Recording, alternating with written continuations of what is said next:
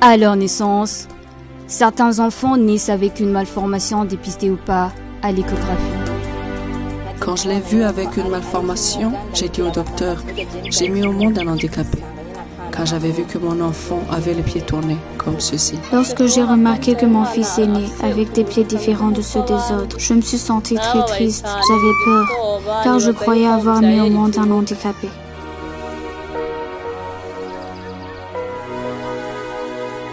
Certaines anomalies sont banales, d'autres plus graves. Parmi ces malformations, il y a le pied-bot.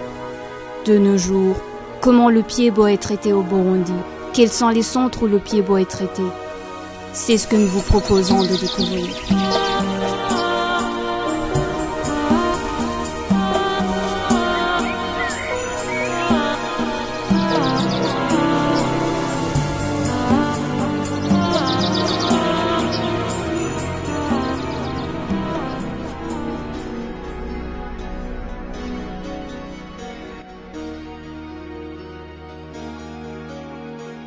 Le pied-bot tourne le pied vers l'intérieur, ce qui rend la marche difficile ou impossible.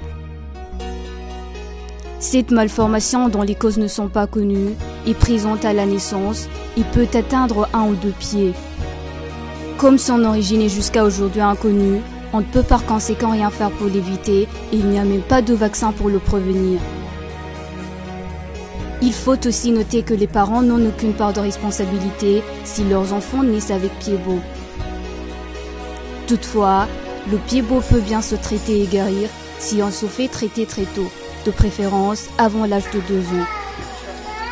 Donc, l'intérêt d'apporter un enfant à bas âge dans le centre de prise en charge des pieds-bot, le premier avantage est que l'enfant est encore trop jeune, avec des muscles et des articulations très souples. Et puis, il bénéficie du programme de cure de prise en charge des enfants qui naissent avec la malformation congénitale type pied-bot avant l'âge de 2 ans.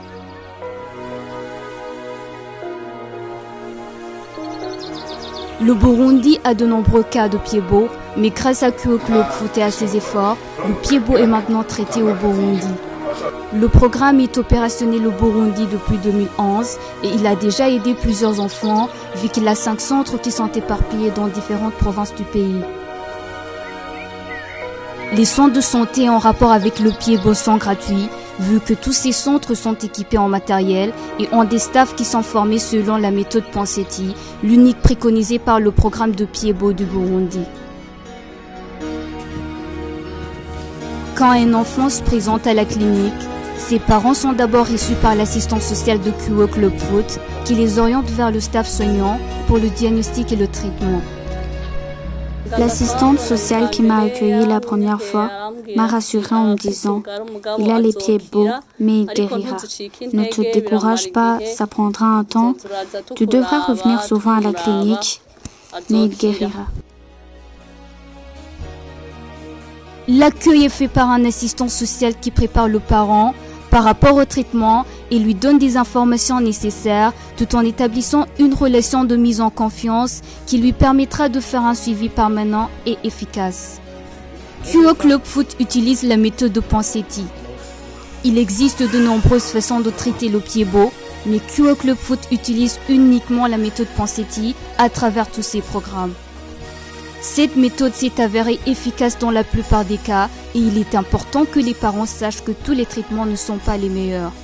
La méthode Ponseti utilise un diagnostic fait sur base du score de Pirani qui consiste en une manipulation du pied pour voir le score qui pourra ensuite déterminer les différentes étapes du traitement. Après l'accueil, le parent est orienté vers un physiothérapeute pour un diagnostic qui déterminera le traitement à faire. Ce diagnostic est fait sur base de ce qu'on appelle score de Pirani. Après le diagnostic, vient le plâtrage. Celui-ci est la première étape du traitement après le score. Le plâtrage doit être fait par 2 personnes, l'une qui maintient le pied dans la bonne position, l'autre qui roule le plâtre sur le pied de l'enfant, tout en utilisant la méthode de Ponseti qui préconise de mettre le plâtre à partir des orteils jusqu'au niveau supérieur de la cuisse. L'enfant devra porter ce plâtre pendant 1 semaine avant de le changer.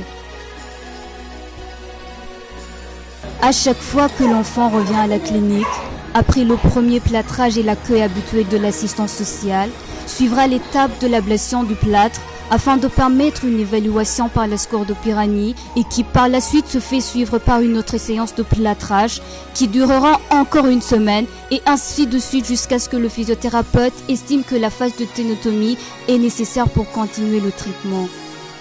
Après une série de plâtrages, la plupart des enfants, 90%, subissent une petite opération appelée ténotomie qui consiste à libérer le tendon d'Achille.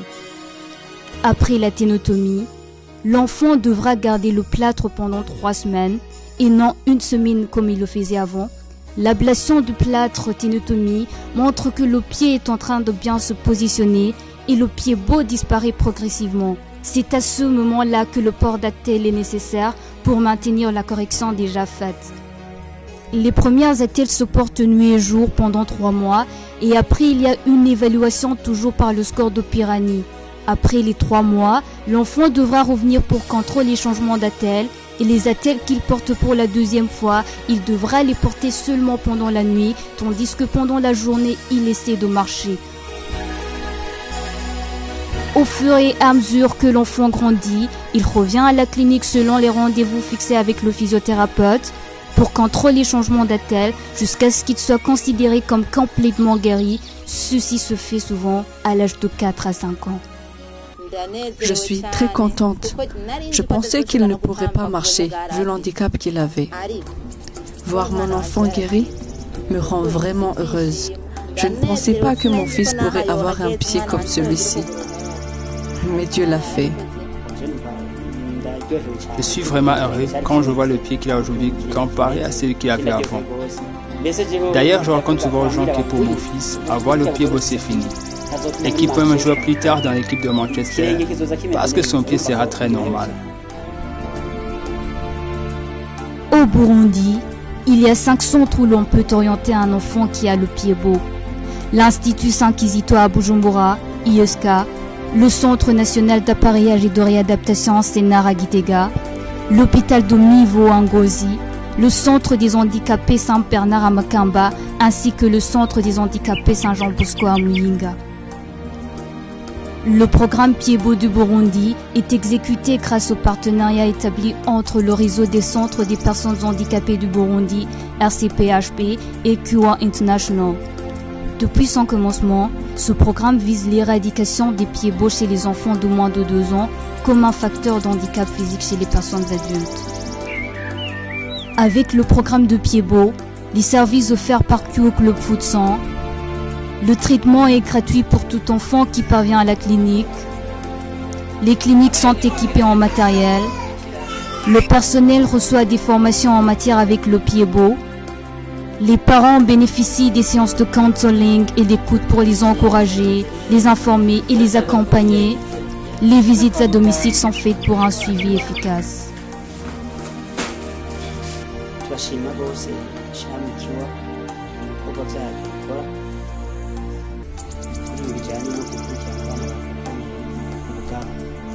abandi gushima dusaba yuko ishirahamwe ryokora cyane kuruta kugira ngo rishikire abandi bana badashobora gushikira bifasha abana. Tous ceux qui ont les pieds beaux devraient aussi être amenés dans ces cliniques. Le fait que mon enfant soit guéri me rend très confiante. Je les remercie beaucoup, je ressens une si grande joie en moi. Dieu seul saura les bénir.